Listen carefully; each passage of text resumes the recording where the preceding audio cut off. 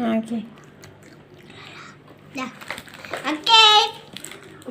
Assalamualaikum. Hari ini kita nak makan yang makanan yang kopo-kopo ni. Okey, kita dah cuba yang satu. Sekarang kita coba yang Habis semua buka.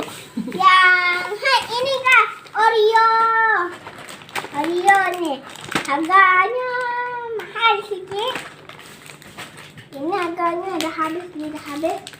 Okey, yang ini pun dah siap habis. Lagi. Ini sampah. Jadi kita mau buang. Lepas kita makan, kita tidur. Kena baru kita pergi jogging. Kalau ikut tak? Kalau tak ikut, jangan lupa tekan dulu. Tekan dulu di sini, tekan. Nah. Jom kita coba yang lain. Kita coba yang ni dulu.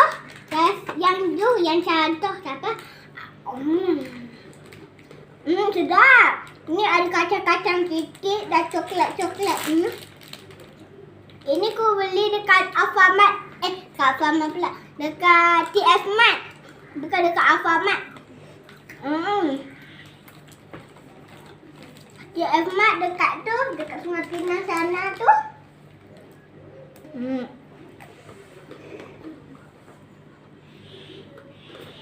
Okey. Nah, adikku datang. Dia memakan sesuatu yang sedap ya.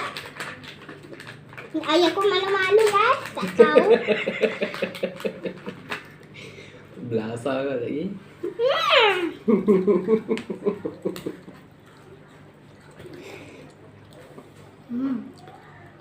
Dah. Coba yang lain. Adikku dah habiskan. Nah, ayahku makan banyak dah habiskan lagi.